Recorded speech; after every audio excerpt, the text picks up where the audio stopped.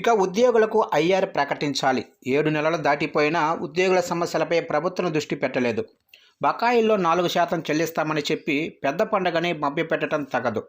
ప్రభుత్వ ఉద్యోగుల సమైక్య అధ్యక్షుడు వెంకటరామిరెడ్డి. ఇక కొత్త ప్రభుత్వం ఏర్పడి 7 నెలలైనా ఇంకా ఉద్యోగుల సమస్యలపై ఏమాత్రం దృష్టి పెట్టలేదని ప్రభుత్వ ఉద్యోగుల సమైక్య ఏపీ గవర్నమెంట్ ఎంప్లాయీస్ ఫెడరేషన్ అధ్యక్షుడు వెంకటరామిరెడ్డి అన్నారు. ఉద్యోగులకు ఇచ్చిన హామీల్లో ఒక్కటి కూడా అమలు చేసే ప్రయత్నం ఇంతవరకు చేయలేదని ఆయన ఆదివారం పేర్కొన్నారు. సంక్రాంతికైనా ప్రభుత్వం ఇచ్చిన హామీల అమలు దిశగా చర్యలు తీసుకుంటుందని ఉద్యోగులు అందరూ గంపెడి ఆశలతో ఎదురు చూశారు. కానీ ఆర్థిక మంత్రి ఉద్యోగుల ఆశలపై నీళ్లు చల్లారు. సంక్రాంతికి ఉద్యోగులకు రావాల్సిన బకాయిలలో 1,300 కోట్ల రూపాయలు చెల్లిస్తామని ఆర్థిక మంత్రి ప్రకటించారు. ఇక ఉద్యోగుల జీతం నుంచి నెల నెల ఆదాయ పన్ను కోసం మినహాయించుకున్న 265 కోట్లను ఇప్పుడు పన్నుగా చెల్లిస్తూ దానిని ఉద్యోగుల కోసం చేస్తున్న చెల్లింపుగా చెప్పటం విచిత్రం.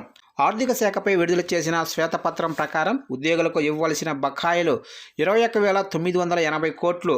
ఈ 6 నెలల్లో కొత్త జీపీఎఫ్ బిల్లులు, సిపిఎస్ కాంట్రిబ్యూషన్, ఏపీజీఎల్ఐ తదితర బిల్లులు కలుపుకుంటే మొత్తం 25,000 కోట్ల నుంచి 26,000 కోట్లు ఉంటుంది. కానీ అందులో 5% కూడా ఇప్పుడు చెల్లించలేదు. ఇక కొత్త ప్రభుత్వం ఏర్పడిన 7 నెలలకు ఉద్యోగులకు ఇవ్వవలసిన బకాయిల్లో 4% చెల్లించి అదే సంక్రాంతికి పెద్ద కానుకని ఉద్యోగులను మభ్యపెట్టాలనుకోవటం సరికాదు. కూటమి అధికారంలోకి వచ్చిన వెంటనే ఉద్యోగులకు ఐఆర్ ఇస్తామని హామీ ఇచ్చారు.